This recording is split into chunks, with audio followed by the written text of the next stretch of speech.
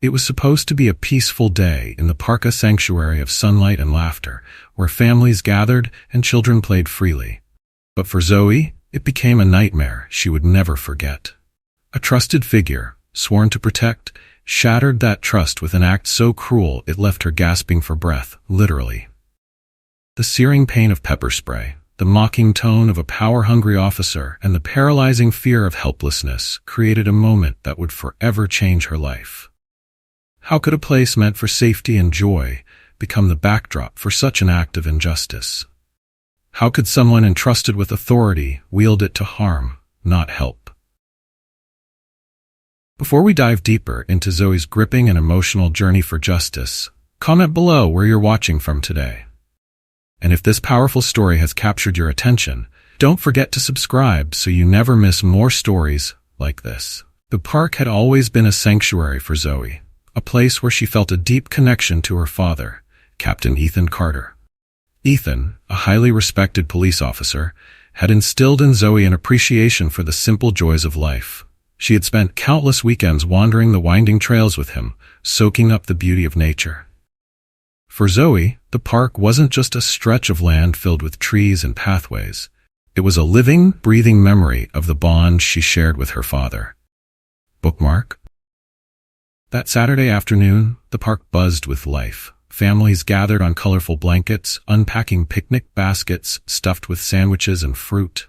Children dashed across the open fields, their laughter ringing out like music. Couples strolled hand in hand along the shaded pathways, exchanging smiles as the warm sun bathed the scene in golden light. The scent of fresh grass mingled with the faint aroma of the nearby lake, creating an air of serene comfort.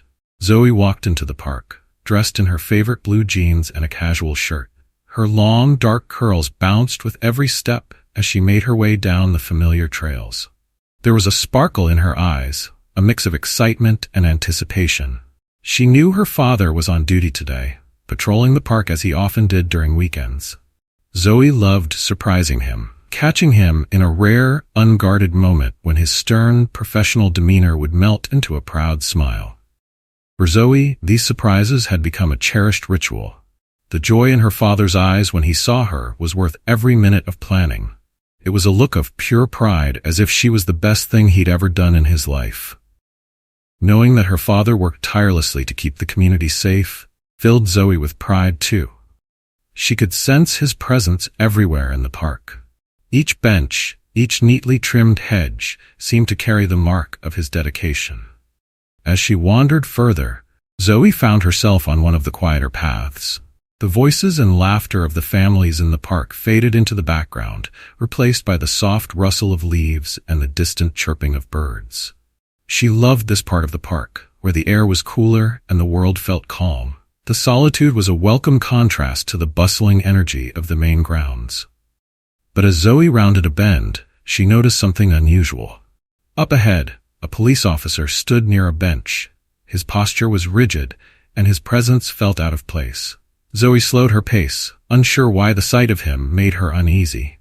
She didn't recognize the officer, which was strange considering she knew most of the team that worked under her father. Perhaps he was new to the force? That thought brought a fleeting sense of curiosity, but it quickly evaporated as the officer turned to face her. His gaze locked onto her with an intensity that made Zoe's heart skip a beat. The warmth and safety Zoe usually felt in the park seemed to dissolve under the weight of his icy stare. She tried to dismiss her unease, reminding herself that this was her father's park, a place where she had every right to walk freely. But as she took a step forward, the officer's voice cut through the stillness like a blade. "Hey, you," he barked. His tone was sharp, commanding, and devoid of friendliness. Startled, Zoe stopped in her tracks. She hadn't done anything wrong, but the officer's tone made her feel as though she had. Summoning her courage, she nodded politely and offered a tentative hello. The officer didn't acknowledge her greeting. Instead, he stepped into her path, blocking her way. His tall frame cast a long shadow over her, and Zoe couldn't help but feel small under his imposing presence. "Where do you think you're going?" he asked, his voice even colder now. Zoe hesitated. Her mind raced to find an explanation, though she wasn't sure why she needed one. After all, she wasn't breaking any rules. This was a public park, and she had every right to be there. Finally, she replied, "I'm here to see my dad. He's on duty today." "Your dad?" The officer raised an eyebrow, his lips curling into a mocking smirk. "And who would that be?" "Captain Ethan Carter," Zoe said, her voice steady despite the growing knot in her stomach. She thought mentioning her father's name would diffuse the tension, but the officer's reaction was far from reassuring. A low, mocking laugh escaped his lips. "Captain Carter's kid, huh? I wouldn't have guessed." His sarcasm dripped like venom. Zoe felt her cheeks flush with embarrassment and confusion. She couldn't understand why the officer was treating her this way. She took a small step back, hoping he would let her pass. But he stood his ground, his disdainful eyes narrowing as he leaned closer. "You think just because your daddy's in charge, you can walk around here like you own the place?" he sneered. Zoe's throat tightened. She struggled to find her voice as her confidence ebbed away. "I just wanted to say hi to him," she managed to whisper, her gaze dropping to the ground. The officer let out another cruel laugh. "Kids like you," he scoffed, shaking his head. "You think the rules don't apply to you?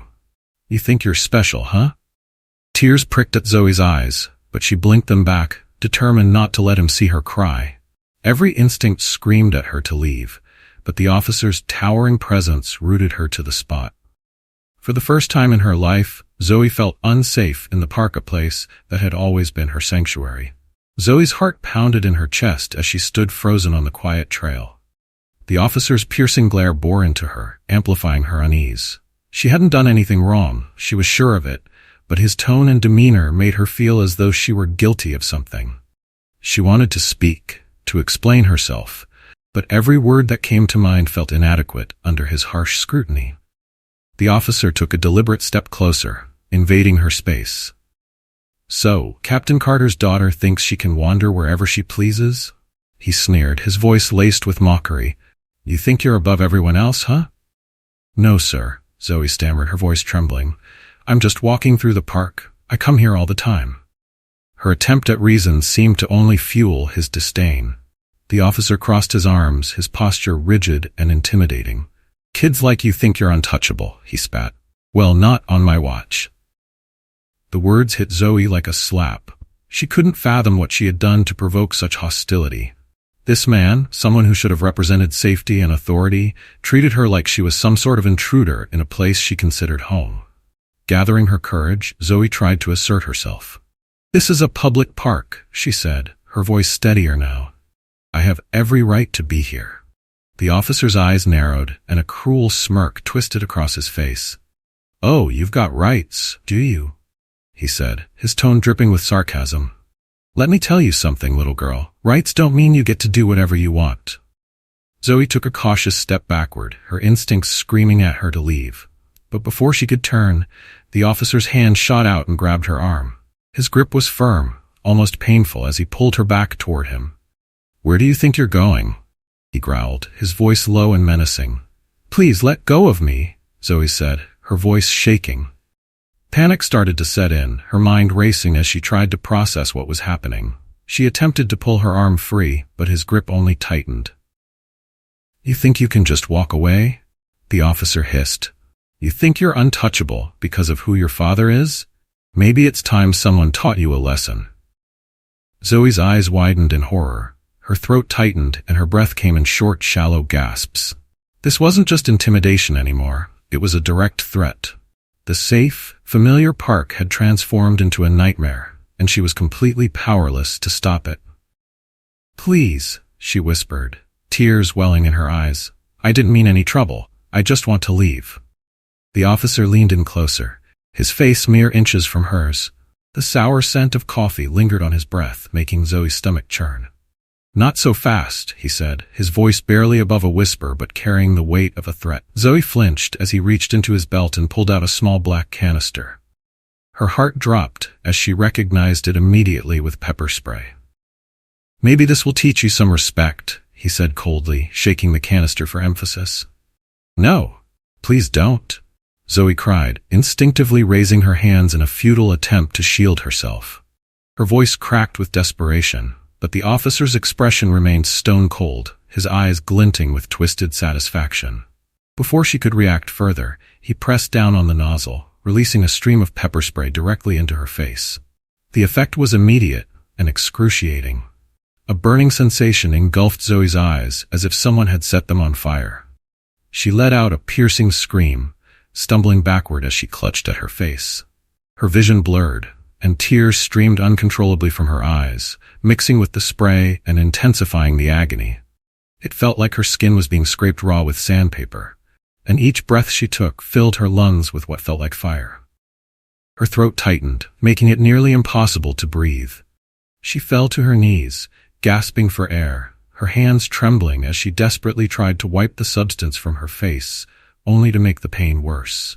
The officer stood over her, his posture relaxed as if he were enjoying the sight of her suffering. "Pathetic," he muttered. "You think you're special, but look at you now." Zoe could barely process his words through the haze of pain and panic. The world around her felt distant and muffled, as though she were underwater. She clawed at the ground, her nails digging into the dirt in a futile attempt to ground herself. Her mind raced, a jumbled mess of fear and desperation. She prayed silently, hoping against hope that anyone would come to her aid. But as the officer continued to stand there, unmoved by her agony, the feeling of helplessness threatened to consume her entirely. "You'll learn to stay in your place now," the officer said, his voice cold and mocking. Zoe's thoughts shifted to her father. If only he could sense something was wrong, and if only he could come and save her. But how would he know? The once comforting thought of her father's protection now felt like a distant, unreachable dream. As Zoe lay curled on the ground, her body trembling and her face burning, the sound of approaching footsteps broke through the fog of her pain. At first she thought she was imagining it, but then she heard a deep, familiar voice calling her name. "Zoe!" Her heart leaped, even as her body remained frozen in agony. She couldn't see through the searing pain in her eyes, but she felt her father's presence, a force of protection cutting through the darkness. "What the hell is going on here?" Captain Ethan Carter's voice boomed, sharp and commanding. The officer hesitated, his confident smirk faltering as Ethan's heavy boots closed the distance between them. "Sir, I was just—" "Step away from her," Ethan roared, his voice shaking with fury. For the first time since the nightmare began, Zoe felt again. Captain Ethan Carter stormed toward the scene, his heart pounding as he took in the sight of his daughter on the ground, writhing in pain. Her face was red and swollen, tears streaming uncontrollably from her burning eyes. Rage coursed through him like a tidal wave as he turned his attention to the officer standing over her. "Get away from her," Ethan barked, his voice carrying a weight of authority that made even the most seasoned officers pause. The man took an instinctive step back, his smirk replaced by a nervous grimace. "Sir, I was just—" "Save your excuses," Ethan growled, his eyes narrowing into a glare sharp enough to cut steel. He knelt down beside Zoe, his hands trembling as he carefully cradled her face. "Zoe, sweetheart, I'm here. It's okay. I've got you," he said softly, though his voice cracked with emotion. "Dad," Zoe managed to whisper, her voice faint and strained. She reached out weakly, her fingers clutching at his arm as though it were a lifeline. Ethan's jaw tightened as he scanned her tear-streaked, inflamed face. The redness around her eyes and cheeks was stark against her dark skin, and he could see the sheer agony etched into her expression. He felt a pang of guilt for not being there sooner, but that guilt quickly gave way to a seething anger as he turned back toward the officer. "What did you do to her?" Ethan demanded, his tone low and menacing. The officer stammered, his confidence crumbling under Ethan's furious gaze. "Shesh was being disrespectful, sir. I was just trying to maintain order." "Disrespectful?" Ethan repeated, his voice dripping with icy disbelief. "She's a child. My child." His voice broke slightly on the last words, the weight of his emotions bleeding through. Ethan rose to his full height, his towering presence casting a long shadow over the officer. "You sprayed a defenseless girl with pepper spray because you thought she was being disrespectful?" he said, his tone deadly calm. "She wouldn't listen to me," the officer muttered defensively, his eyes darting around as if looking for an escape. Ethan clenched his fists, the muscles in his jaw tightening as he fought to control his rage. Years of training as a police officer had taught him the importance of restraint, but seeing his daughter suffer because of this man's abuse of power was testing every ounce of his composure. "You had no right," Ethan said, through gritted teeth. Without taking his eyes off the officer, he reached for his radio. His voice was steady but loaded with anger as he barked into the device. "This is Captain Ethan Carter. I need immediate backup at my location. Officer misconduct. Code red. Bring medical support for a minor victim." The officer paled, his face losing all color as Ethan's words echoed in the quiet park. He opened his mouth to protest, but Ethan silenced him with a glare that could stop anyone in their tracks. "You stay right there," Ethan ordered, his voice as cold and sharp as a blade. "You're not going anywhere." As the officer stood frozen, Ethan turned his attention back to Zoe. Her breaths were shallow and labored, her chest heaving with effort as she struggled to get air. "It's going to be okay, baby," he said softly, brushing a strand of hair from her face. "Help is on the way." Zoe nodded weakly, though her body trembled from the pain and fear. She could barely open her eyes, the burning sensation rendering her nearly blind. But the warmth of her father's hand on her back provided a small measure of comfort amidst the chaos. Within minutes, the sound of sirens filled the air, signaling the arrival of reinforcements. Ethan felt a rush of relief, though his anger still simmered just beneath the surface. 2 patrol cars pulled up, and several officers stepped out, their expressions a mixture of concern and confusion as they took in the scene. "Captain Carter," one of the officers said hesitantly, glancing between Ethan and the man responsible. "What's going on here?" Ethan straightened, his commanding presence immediately drawing the attention of everyone present. "This officer," he said, pointing at the man, "assaulted my daughter with pepper spray.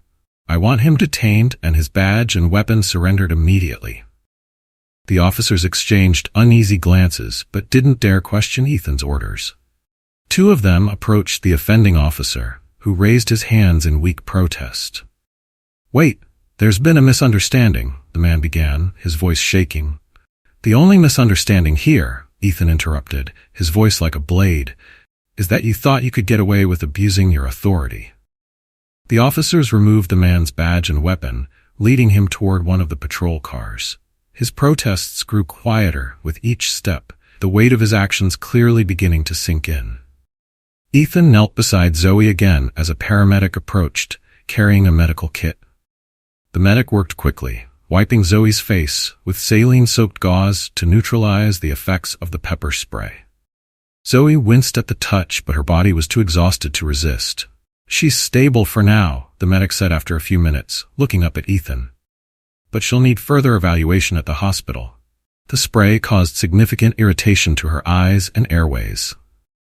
Ethan nodded, his expression a mix of relief and guilt. "Thank you," he said quietly before turning back to Zoe. "You hear that, sweetheart? You're going to be okay." Zoe's lips quivered as she tried to respond, but all she could manage was a faint nod. The sight of her father's face filled with worry and determination brought her a small sense of comfort. She reached for his hand, clutching it tightly as the paramedics prepared to transport her. "I'm sorry, Dad," she whispered, her voice barely audible. Ethan's brow furrowed, and he shook his head firmly. "No, baby. Don't you dare apologize. This isn't your fault. None of this is your fault." As the ambulance doors closed, Ethan climbed into the passenger seat, refusing to leave Zoe's side. His grip on her hand remained steady, a silent promise that he would never let anything like this happen again. The sterile antiseptic smell of the hospital filled Zoe's nostrils as the paramedics wheeled her into the emergency room. Each breath she took was labored, her chest still tight from the pepper spray's effects. Her face burned, her vision remained blurry, and every sound around her felt amplified.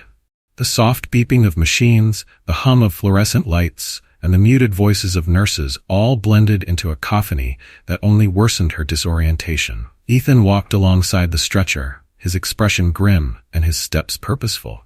He refused to let go of Zoe's hand, his presence a steady anchor in the storm of chaos surrounding her. His towering frame, usually a symbol of calm authority, was now brimming with a barely contained fury that everyone around him could sense. She's experiencing significant irritation to her mucous membranes and airways, one of the doctors explained to Ethan, glancing over at Zoe. We'll flush her eyes again and monitor her breathing. If respiratory symptoms persist, we'll administer an inhaler. Ethan nodded tightly, his jaw clenched. Do whatever it takes to help her, he said, his voice strained with emotion. Zoe winced as the saline solution burned against her already tender skin.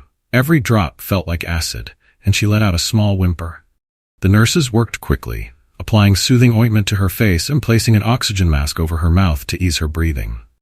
You're so strong, Zoe, Ethan murmured, leaning close to her. His usually steady voice wavered, betraying the depth of his pain as he watched his daughter endure the aftermath of the attack.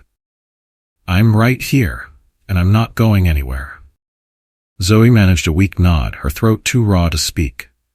The memory of the officer's mocking laughter and the burning sensation of the pepper spray flashed through her mind like a vivid nightmare. She clung to her father's hand, her fingers trembling but determined not to let go. Hours passed as Zoe remained under observation. Her body was exhausted, but her mind raced, unable to find peace. Every time she closed her eyes, she saw the officer's cold smirk and heard his venomous words. Her small, safe world had been shattered in an instant, and the pieces felt impossible to gather. Ethan stayed by her side, his large frame a constant presence in the small hospital room. He watched the rise and fall of her chest, each shallow breath a reminder of the attack's severity. His mind churned with thoughts of the man who had done this to her. That officer, Paul Harris. Ethan had worked hard to instill professionalism and integrity within his department, and Harris's actions had not only violated the law, but also betrayed the values Ethan had dedicated his life to upholding. As Zoe finally drifted into a restless sleep, Ethan stepped out into the hallway. He needed airspace to think, but most importantly, he needed to act. Pulling out his phone, he dialed the number of the precinct's Internal Affairs Division. "This is Captain Ethan Carter," he said, his voice steady but simmering with anger. "I want an immediate investigation opened into Officer Paul Harris for misconduct and excessive use of force against a minor. I'm submitting a formal complaint, and I expect a full report by the end of the week." The person on the other end stammered a response, but Ethan didn't wait to hear their excuses. "Make it happen," he said firmly, hanging up before they could continue. He leaned against the wall, running a hand through his hair. The hospital's fluorescent lights cast a harsh glow, reflecting his exhaustion and frustration. The image of Zoe's streaked face and the sound of her choked cries haunted him, fueling his resolve. When he returned to the room, Zoe was awake, her gaze unfocused as she stared at the ceiling. She looked small and vulnerable, a stark contrast to the fearless, vibrant girl he knew. The sight broke Ethan's heart all over again. "Hey, sweetheart," he said gently, sitting beside her. Zoe turned her head slightly, her swollen eyes barely able to meet his. "Why, Dad?" she whispered, her voice raspy. "Why did he do that to me?" Ethan exhaled slowly, struggling to find the right words. How could he explain something so senseless, so cruel? He leaned forward, resting his elbows on his knees. "Because he was wrong," Ethan said finally, his voice low but firm. "Because he let his prejudice and his power blind him. But none of this was your fault, Zoe. Do you hear me? None of it." Zoe blinked, fresh tears pooling in her eyes. "I was so scared," she admitted, her voice breaking. I thought I was going to." She stopped, unable to finish the sentence. Ethan reached for her hand, holding it tightly. "You're safe now," he said, his voice steady despite the lump forming in his throat. "I'm here, and I won't let anyone hurt you again." She nodded weakly, her gaze dropping to her arm, where faint red marks from Harris's grip were still visible. The sight made her stomach churn, and she quickly turned away, burying her face in the pillow. The next day, Zoe was discharged from the hospital with a list of medications and care instructions. Ethan hovered protectively as they left, his eyes scanning the area as though danger lurked around every corner. At home, the weight of the incident settled heavily on Zoe's shoulders. Her once cozy room now felt suffocating, its shadows casting eerie shapes that reminded her of the officer looming over her. She couldn't shake the memory of his grip on her arm, the sting of the pepper spray, or the mocking tone of his voice. Her sleep was restless, plagued by nightmares that felt all too real. Each time she closed her eyes, she was back in the park, gasping for air as Harris stood over her, laughing. She would wake up in a cold sweat, her chest heaving as she struggled to catch her breath. Ethan noticed the change in her almost immediately. Zoe, who had always filled their home with laughter and light, now barely spoke. She flinched at sudden movements, her body tense as though bracing for an attack. One evening, as they sat in the living room, Ethan took her hand gently. "Zoe," he said softly, his tone filled with both determination and tenderness, "you don't have to go through this alone. Your mom and I are here. We'll get through this together." Bookmark. Zoe nodded, but the words felt distant and hollow. She wanted to believe him, but the fear. In the days that followed, Zoe struggled to adjust to life after the incident. The once vibrant girl, who used to light up every room she entered, now moved through her days as though weighed down by an invisible burden. At night, the nightmares returned, leaving her gasping for breath and unable to shake the vivid memories of the pepper spray, the officer's mocking voice, and the suffocating fear. Meanwhile, Ethan's world was consumed with the fallout from that terrible day. News of what had happened spread quickly, burst within the police department and then throughout the wider community. Ethan had filed a formal complaint against Officer Paul Harris, demanding an internal investigation and swift action. But he knew this fight wasn't just about his daughter. It was about ensuring no other child or family would endure such an ordeal. The local media caught wind of the story, and soon the incident became the center of public attention. Protesters gathered outside the police station, their voices loud and resolute. Signs with phrases like "Justice for Zoe" and "End police abuse" filled the streets. Community members, from parents to activists, stood shoulder to shoulder, demanding accountability and systemic change. Ethan watched the news coverage from the living room, his jaw clenched tightly, as commentators debated the implications of the incident. He felt a mixture of pride and anger in the community for standing together, but anger that it had come to this. His daughter's suffering had become a symbol of something much larger. And while he welcomed the momentum for change, he hated that Zoe had to bear this burden. Zoe, on the other hand, avoided the news entirely. The idea of her face being shown on television, of strangers discussing her pain, made her stomach churn. She spent most of her time in her room, trying to block out the world. But even in isolation, the weight of everything pressed down on her. Ethan knew this wasn't sustainable. He needed to help Zoe reclaim her sense of self, to remind her that she wasn't defined by this one moment of pain. One evening, he stood in her doorway, his face lined with concern. "Zoe," he said gently, "there's something I want to talk to you about." She looked up from her bed, where she sat curled up with a blanket draped over her shoulders. "What is it?" she asked, her voice barely above a whisper. Ethan stepped inside and sat on the edge of the bed. "The department has launched an internal investigation into Harris," he began. "But that's not all. This has gone beyond the precinct. The public is demanding answers, and they want to hear your story." Zoe stiffened, her hands gripping the edges of the blanket. "I don't know if I can do that, Dad," she said, shaking her head. "It's hard enough just thinking about it." Ethan reached for her hand, his large, steady palm covering hers. "I understand," he said, "and I won't force you to do anything you're not ready for. But Zoe, what happened to you has made people realize how broken the system is. Your voice could help make real change." Tears welled up in Zoe's eyes as she looked away. "I don't feel strong enough," she admitted, her voice trembling. "You're stronger than you think," Ethan said firmly. "And you won't be doing this alone. I'll be with you every step of the way." His words hung in the air, and for a moment Zoe was silent. Deep down, a small part of her wanted to try. If her pain could prevent someone else from going through the same thing, maybe it was worth it. Slowly she nodded, though doubt still clouded her expression. Later that evening, Ethan reached out to a trusted journalist who had been covering the protests sparked by Zoe's case. The reporter expressed a genuine interest in hearing Zoe's story and promised to handle it with care. Ethan felt a pang of guilt for asking so much of his daughter, but he also knew how powerful her voice could be. When the day of the interview arrived, the house buzzed with quiet tension. Zoe sat in the living room with Ethan and her mother, Mia, who had taken time off work to support her. a small camera crew set up in the corner, their equipment a stark reminder of the spotlight Zoe was about to step into.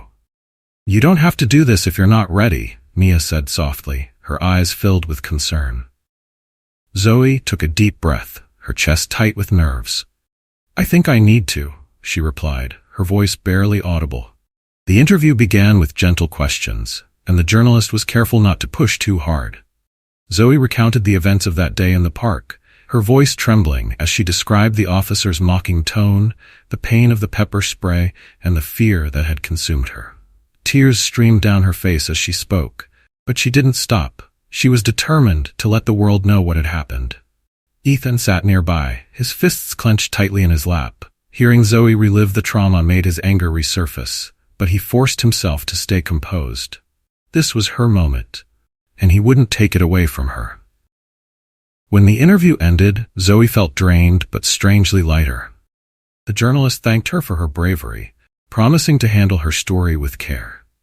As the crew packed up their equipment, Ethan wrapped an arm around Zoe's shoulders. "You did amazing," he said, his voice thick with emotion. "I'm so proud of you." That night, the interview aired on the local news, and Zoe's story quickly spread.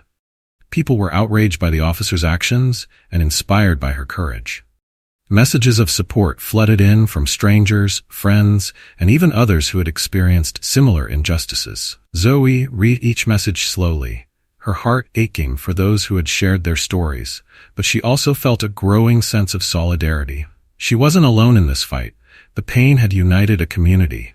Outside the police station, the protests grew larger. The crowd's chants echoed through the streets, demanding not only justice for Zoe, but meaningful change. Community leaders, activists, and even local officials joined the movement, calling for reforms to prevent future abuses of power. For the first time since the incident, Zoe felt a small flicker of hope. Her voice mattered, and her story was making a difference. The protests outside the police station continued to swell in size and intensity. What began as a few dozen concerned citizens had grown into hundreds of people from all walks of life. Signs with bold letters reading, "Accountability now," "Justice for Zoe," and "Reform the System," bobbed above the crowd as chants echoed through the streets. The message was clear. The community demanded change, and they would not be silenced. Zoe watched the news coverage from the couch, her legs tucked beneath her and a blanket wrapped around her shoulders. The sight of so many people rallying for her brought a strange mix of emotions, such as gratitude, pride, and a lingering sense of disbelief. She never imagined her personal nightmare would resonate so deeply with others. Her father, Ethan, stood nearby, arms crossed, and his expression was serious as he listened to the coverage. "This is what change looks like," he said, turning to Zoe. "You've sparked something important." Zoe glanced at him, uncertainty clouding her eyes. "It doesn't feel like it," she admitted softly. "It still just feels scary."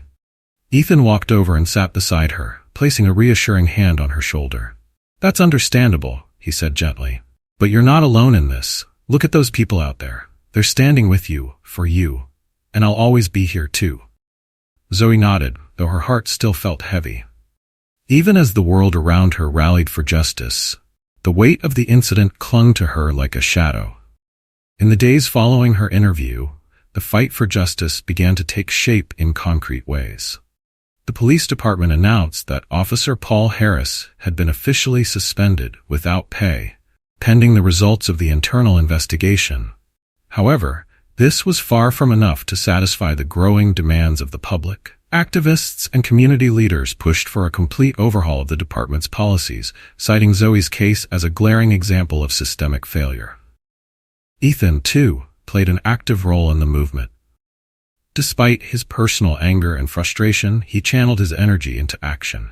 As a respected officer and community member, he used his position to amplify the calls for reform. He met with city officials, spoke at community forums, and worked closely with advocacy groups to draft proposals for meaningful change. At home, Zoe's strength slowly began to return, though it came in small, fragile steps. Her mother, Mia, stayed by her side, offering quiet support. One evening, as they sat at the dining table, Mia said softly, "Zoe, I've been thinking about what you said after the interview, how you feel scared and unsure of yourself." Zoe looked up, her fingers tracing idle patterns on the edge of her mug. Yeah? Mia leaned forward, her gaze steady.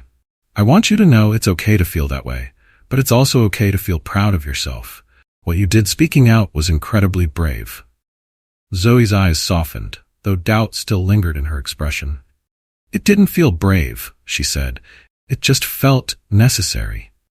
And sometimes, Mia said, a faint smile playing on her lips, necessary things are the bravest of all. The conversation stayed with Zoe as she went to bed that night. She lay awake, staring at the ceiling, replaying her mother's words in her mind. For the first time since the incident, she began to wonder if perhaps her voice truly did matter. Not just for herself, but for the countless others who might be spared her pain if real change could be achieved. The next day, Ethan received a call from a local activist group organizing a town hall meeting. They wanted Zoe to attend and share her story, not just as a victim, but as an advocate for reform. Ethan was hesitant to bring the idea to Zoe, knowing how much she had already endured, but he also saw the potential for healing and empowerment. That evening, Ethan broached the subject carefully. Zoe, he began as they sat together in the living room, there's a town hall happening this week. They're focusing on police reform, and the organizers asked if you'd be willing to speak. Zoe tensed, her fingers tightening around the book she was holding. I don't know, Dad, she said. Talking to that reporter was hard enough. Standing in front of a crowd, I don't think I can do it. Ethan nodded, his tone understanding. I get that, but I think this could be an opportunity not just to help others see why change is necessary, but to take back some of the power that was taken from you. Zoe hesitated, her mind racing with thoughts of fear and self-doubt. What if I mess up? What if I can't find the right words? You don't have to be perfect, Ethan said, his voice firm yet gentle. You just have to be honest. That's all anyone is asking for. After a long pause, Zoe exhaled and gave a small nod. Okay, she said quietly. I'll do it. When the night of the town hall arrived, the room was packed. Community members, local officials, activists, and concerned citizens filled every seat, their faces evidence of determination and hope. Zoe stood backstage with Ethan and Mia, her hands trembling slightly as she clutched the edges of her jacket. You've got this, Ethan said, squeezing her shoulder reassuringly. Zoe stepped onto the stage, her heart pounding, as the murmurs of the crowd quieted. She walked to the podium, the microphone amplifying the soft sound of her shaky breath. She scanned the room, her eyes landing on the handmade signs scattered throughout the audience. We stand with Zoe, end police violence, and accountability now. Taking a deep breath, Zoe began to speak. I never thought I'd be standing here, she said, her voice trembling but growing steadier with each word. I didn't think what happened to me would matter to anyone outside of my family, but seeing all of you here tonight shows me that it does matter. It matters because it's not just about me, it's about all of us. The crowd listened intently as Zoe recounted her story. She spoke of the pain, the fear, and the helplessness she felt that day in the park. But she also spoke of hope that the community's efforts would lead to meaningful change. We can't change what happened to me, Zoe said, her voice firm, but we can change what happens next. We can demand justice, accountability, and reform. And together, I believe we can make a difference. When she finished, the room erupted into applause. Tears filled Zoe's eyes as she stepped back from the podium, overwhelmed by the support and solidarity that surrounded her. Ethan wrapped her in a tight hug, his voice filled with pride as he whispered, "You were incredible." For the first time in weeks, Zoe felt a spark of confidence. She wasn't just a victim, she was part of something much bigger. The town hall meeting marked a turning point for Zoe and her community. Her speech resonated deeply with everyone in attendance, and the event gained widespread attention in the local media. Clips of Zoe speaking at the podium, her voice steady despite the weight of her trauma, circulated online, drawing both outrage at what had happened to her and admiration for her bravery. Ethan watched as his daughter's story began to spark conversations beyond their small city. National news outlets picked up the footage, and activists from across the country reached out, offering their support and sharing similar stories of injustice. While Zoe felt overwhelmed by the attention, she also started to realize the importance of her voice in this growing movement. The next morning, as Zoe sat at the kitchen table with a cup of tea, her phone buzzed constantly with messages. Many were from strangers, thanking her for her courage. Others were survivors of police misconduct, sharing their own experiences and expressing solidarity. One message in particular caught her attention. It was from a mother named Clara, who wrote, "My son, Jason, was mistreated by a police officer last year. He's only 9 years old. I didn't think anyone would listen to us, but after hearing your story, I realized we're not alone. Thank you for giving us hope." Zoe stared at the message, her heart heavy with emotion. She could picture Clara's son, just a young boy, having to endure the same kind of pain and fear she had faced. It was a sobering thought, but it also gave her a sense of purpose. Her father entered the room and placed a hand on her shoulder. "How are you holding up?" he asked. Zoe looked up at him, her expression a mixture of determination and uncertainty. "It's a lot," she admitted, "but I think this is bigger than me now. People are looking to me for strength, and I don't want to let them down."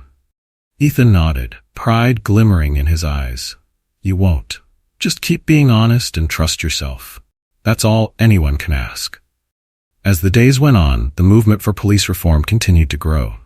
The protests outside the station drew larger crowds, and community leaders began organizing workshops and meetings to discuss actionable solutions. Ethan was heavily involved, attending every meeting he could, and working tirelessly to ensure that real change would come. The pressure on the police department was immense. The leadership team faced mounting criticism for their handling of the situation, and the calls for transparency were impossible to ignore. Public officials who had once remained silent now spoke out, urging reforms and promising accountability. Zoe, though still hesitant to fully step into the spotlight, began to take small steps toward becoming an advocate. She attended community events with her father, sometimes speaking briefly but powerfully about her experience. Each time her voice grew steadier, her words carrying the weight of her conviction. At one such event, Zoe met Clara and her son, Jason. The boy was shy at first, hiding behind his mother's leg as they approached her. But when Zoe crouched down to his level and offered a gentle smile, he took a small step forward. "Hi, Jason," she said softly. "I'm Zoe." Jason looked up at her with wide, curious eyes. "You're the girl from the news," he said, his voice barely above a whisper. Zoe nodded. "That's me, and I heard you're pretty brave too." Jason's lips curled into a small smile, and he glanced at his mother, who gave him an encouraging nod. "Thank you," he said. "You know," Zoe continued, "what happened to you wasn't your fault. And it wasn't okay. But there are so many people who care about you and want to make sure it never happens again. You're not alone." The boy's smile widened, and he reached out to shake Zoe's hand. Clara watched the interaction with tears in her eyes, mouthing a quiet thank you to Zoe. Moments like this reminded Zoe why she kept pushing forward, even when the weight of everything threatened to overwhelm her. It wasn't just about her anymore. It was about all the people who had suffered in silence for too long. Back at home that evening, Zoe found herself reflecting on the journey she had been on since that fateful day in the park. She thought about the fear that had gripped her in those first moments, the pain she had endured, and the doubts that had lingered in her mind. But she also thought about the strength she had found, the community that had rallied around him, and the hope that was beginning to take root. Ethan joined her on the porch, sitting beside her and gazing out at the fading sunset. "You've come a long way, Zoe," he said, breaking the comfortable silence. Zoe glanced at him, her lips curving into a faint smile. "I wouldn't have made it this far without you," she admitted. Her father shook his head gently. "You had it in you all along. I just helped you see it." As the protests continued, the officer responsible for Zoe's assault, Paul Harris, became the subject of an official investigation. The findings were damning, and he faced criminal charges for his actions. Publicly condemned by the police chief, Harris was permanently barred from serving in law enforcement. But the movement wasn't satisfied with simply holding one man accountable. The community demanded broader reforms to prevent future abuses of power. Their persistence paid off when the city council announced sweeping changes to the police department, including mandatory sensitivity training, the establishment of an independent oversight committee, and stricter guidelines for officer conduct. Zoe and Ethan attended the council meeting where the reforms were officially presented. Sitting side by side, they listened as the council members acknowledged the community's efforts and the role Zoe's story had played in driving change.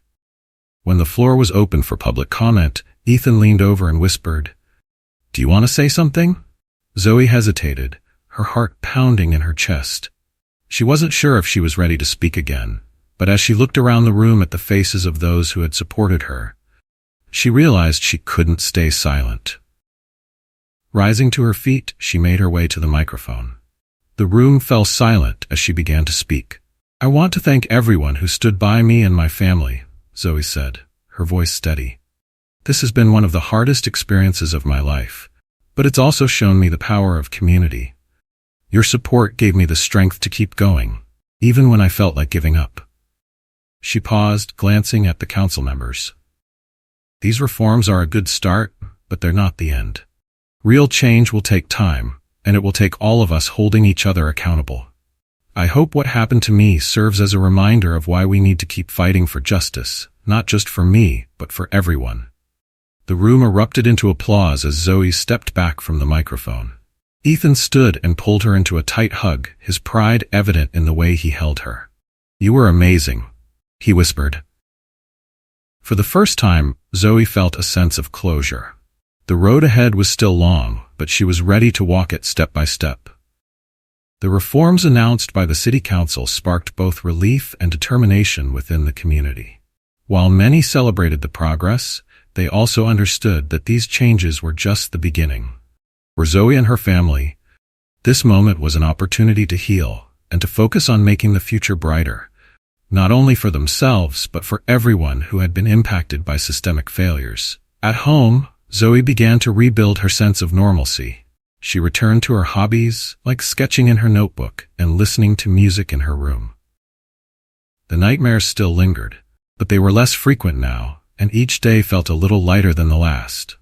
Her parents gave her the space she needed to process everything, but they were always nearby, offering support whenever she needed it. One afternoon, as Zoe was sitting in the living room, flipping through her sketchbook, Ethan walked in with a thoughtful expression. He held a pamphlet in his hand and set it on the table in front of her. "What's this?" Zoe asked, picking it up. "It's a youth advisory board," Ethan explained. "They're looking for students to work on initiatives for police accountability and community safety. I thought you might be interested." Zoe hesitated, her fingers brushing the edge of the pamphlet. The idea of getting involved sounded daunting, but something about it also felt right. "You don't have to decide now," Ethan added quickly. "But I think you'd bring a valuable perspective. And I know you want to make a difference." Zoe nodded slowly, a small smile tugging at her lips. "I'll think about it," she said. The following week, Zoe attended her first meeting with the advisory board. It was held in a brightly lit community center, with students from various schools gathered around a large table.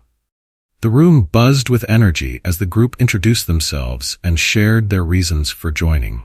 When it was Zoe's turn to speak, she felt a wave of nerves wash over her. But as she looked around the room at the supportive faces, she found the courage to begin. "I joined because I know what it's like to feel powerless," she said, her voice steady despite the knot in her stomach. "But I also know that change is possible when people come together. I want to help make sure no one else has to go through what I did." Her words were met with nods of agreement and encouraging smiles. For the first time in a long time, Zoe felt like she was part of something meaningful, something that could truly make a difference. As the weeks went on, Zoe grew more confident in her role on the board. She worked with her peers to develop ideas for workshops, school programs, and community events aimed at fostering trust between police and residents. Though the work was challenging, it gave her a renewed sense of purpose. One afternoon, after a particularly productive meeting, Zoe was walking home when a woman approached her on the sidewalk. The woman was holding the hand of a young girl who couldn't have been more than 7 years old. "Excuse me," the woman said hesitantly. "Are you Zoe?" Zoe stopped, surprised. "Yes, that's me," she replied. The woman's eyes filled with gratitude as she smiled. "I just wanted to thank you," she said, her voice trembling slightly. My daughter saw you on the news and told me she wants to be brave like you when she grows up. Zoe's heart swelled at the words, and she crouched down to the girl's level. Hi there, she said gently. What's your name? Lila, the girl said shyly, hiding partially behind her mother's leg. Well, Layla, Zoe said with a smile, you're already brave.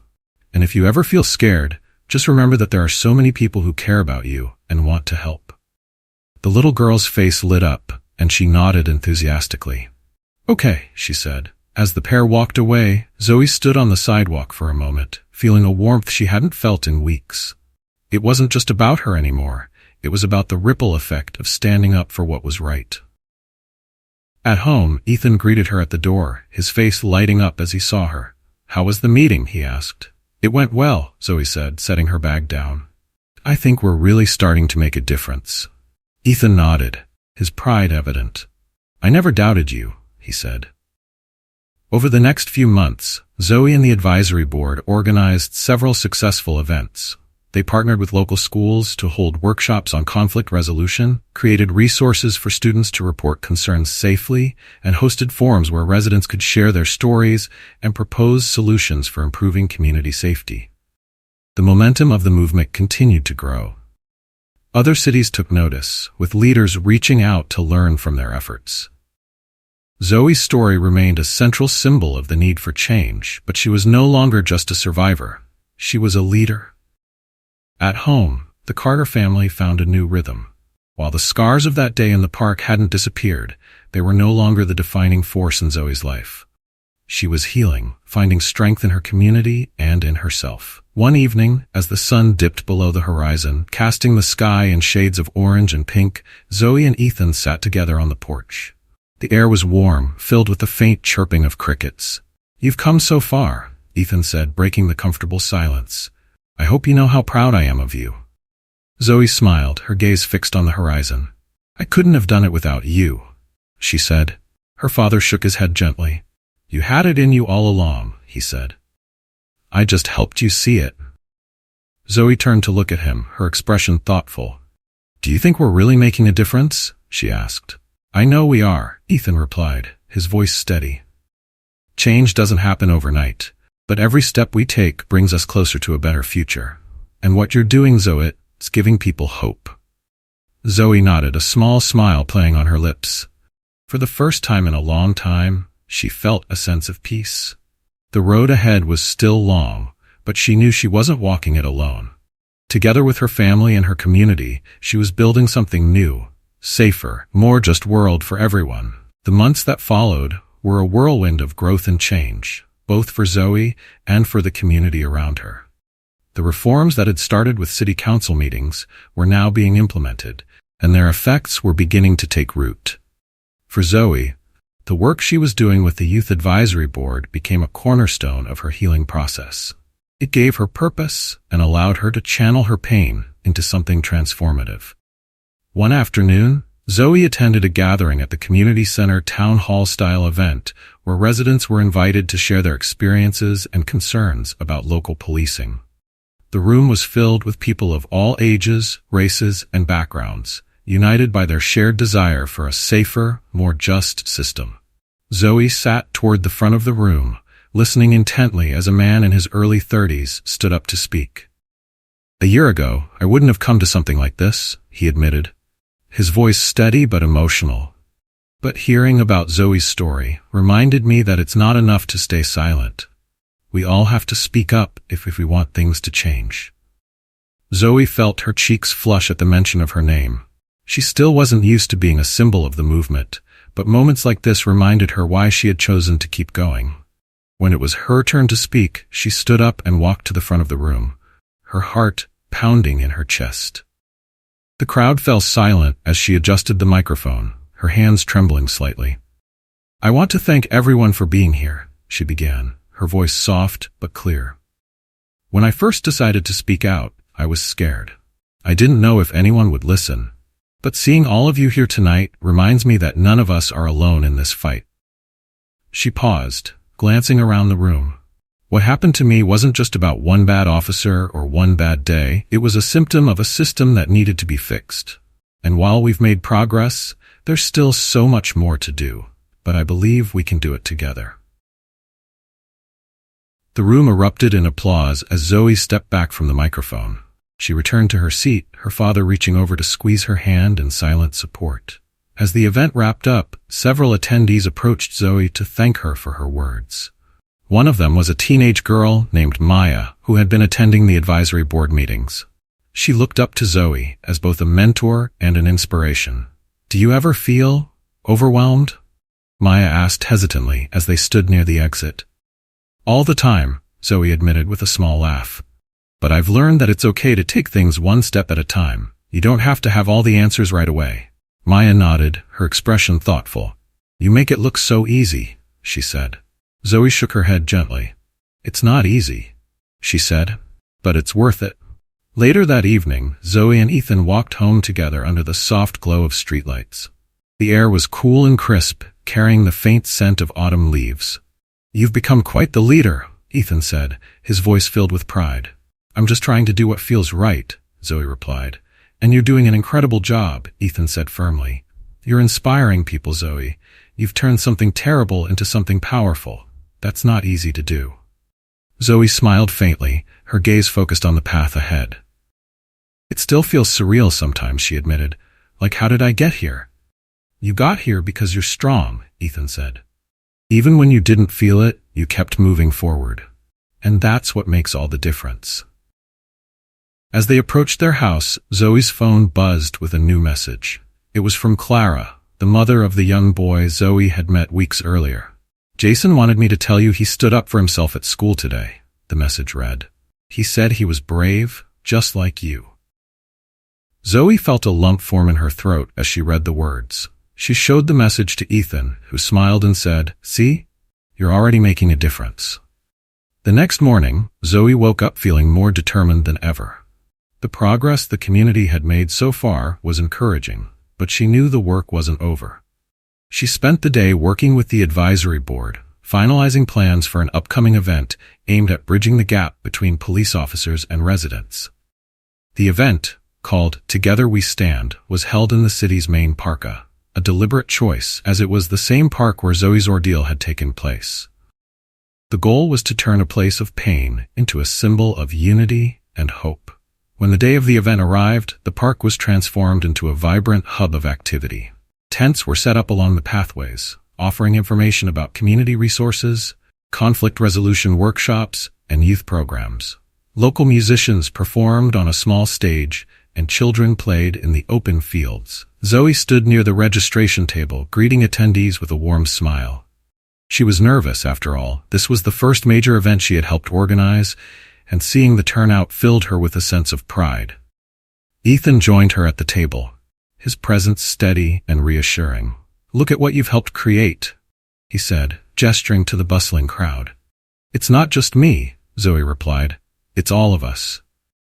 As the event continued, several police officers mingled with the crowd, engaging in honest and sometimes difficult conversations with residents.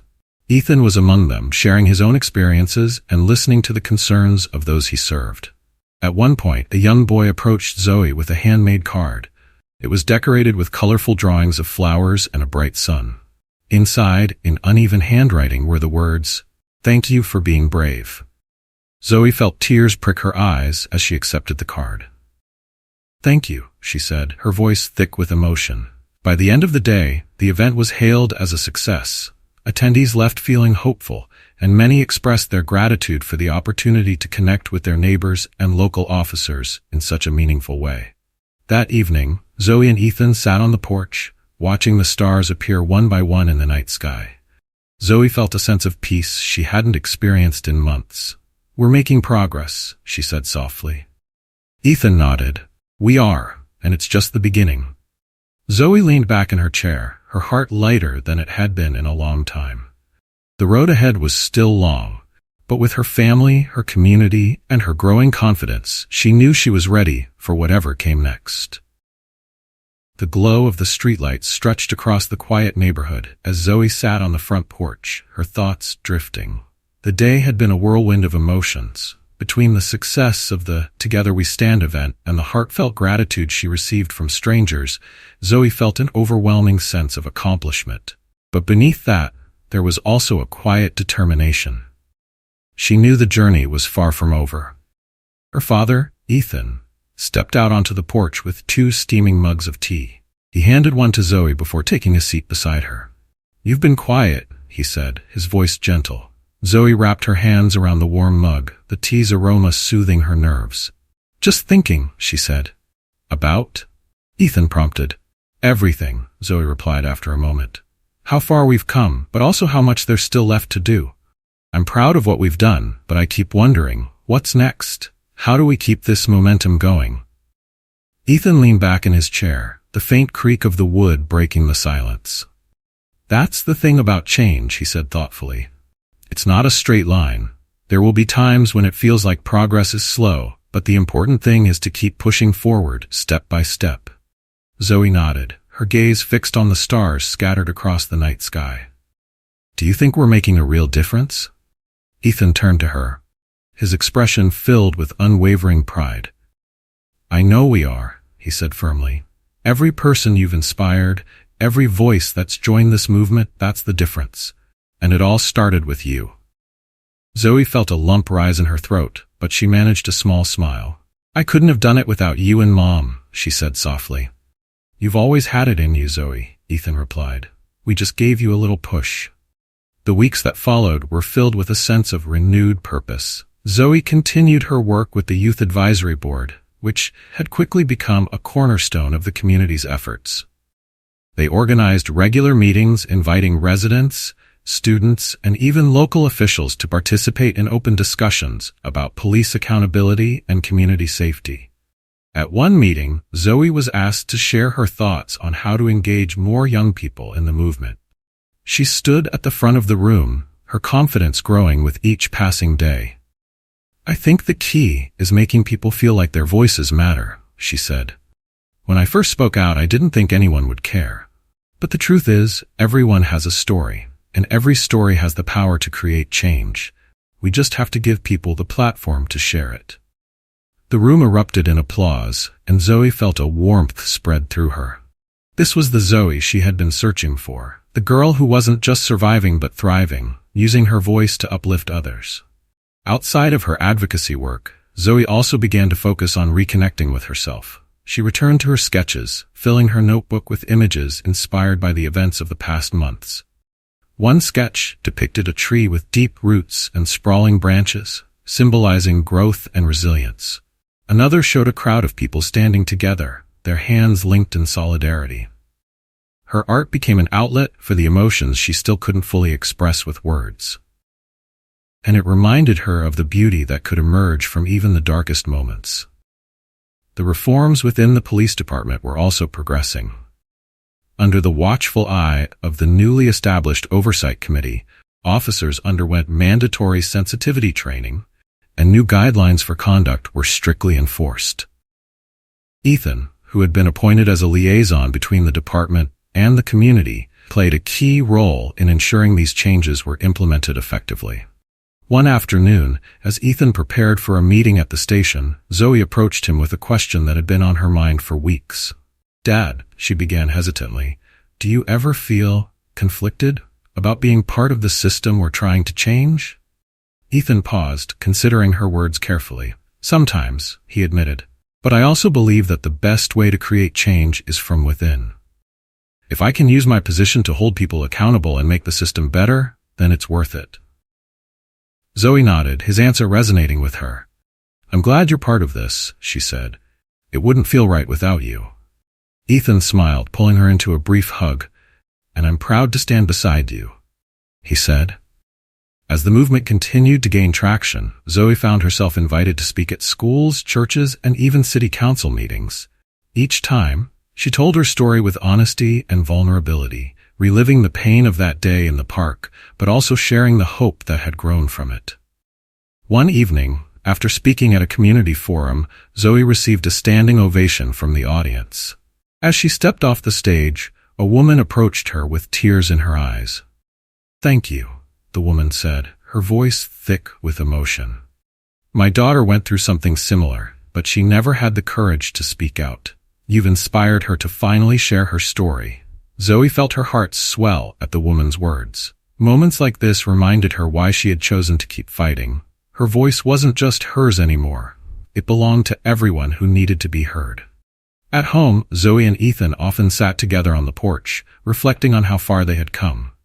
One evening, as the cool night breeze rustled the leaves, Ethan turned to her with a thoughtful expression. "You know," he said, "you've done something incredible, Zoe. You've taken something painful and turned it into a force for good. That's not something many people can do." Zoe looked at him, her eyes bright with determination. "I couldn't have done it alone," she said. Ethan shook his head. "No," he agreed, "but you had the strength to take the first step, and that's what matters." As the weeks turned into months, the scars of that fateful day in the park began to fade, not completely, but enough for Zoe to move forward with a renewed sense of purpose.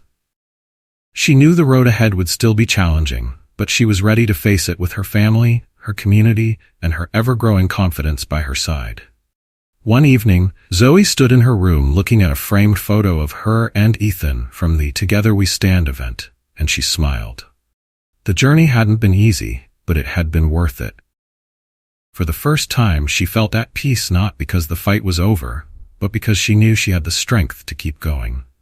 Together with her community, Zoe was helping to build a future rooted in justice, compassion, and hope. This concludes the story. Thank you for following along. If you'd like any revisions or additional details, feel free to ask. Zoe's story is a testament to the power of resilience, community, and the courage to confront injustice. What began as a horrifying experience in the park transformed into a movement that united people, challenged systemic failures, and demanded accountability. Through her journey, we see the incredible strength it takes to turn personal pain into a force for change. Not just for oneself, but for others as well. The video highlights the importance of speaking up, even when fear feels overwhelming. It shows how a single voice, when amplified by the support of family and community, can create ripples of change that reach far beyond the individual. Zoe's growth from a girl paralyzed by fear to a young leader inspiring reform reminds us that progress doesn't come from silence. It comes from action, no matter how small those initial steps may seem. We also see how essential it is for those in positions of power like Ethan to uphold accountability and lead by example. His unwavering support for Zoe and his determination to fight from within the system underscore the role allies and advocates play in creating a fairer, more just world. This story leaves us with powerful lessons. Injustice thrives in silence, but unity can overcome even the darkest moments. It teaches us to look beyond our personal struggles and recognize the strength we gain when we fight not just for ourselves, but for others. True change begins when we listen, when we come together, and when we refuse to accept the status quo. If this story moved you, we want to hear your thoughts. Was it inspiring? If you thought the story was good, comment with a 1. If you thought it was amazing, comment with a 2.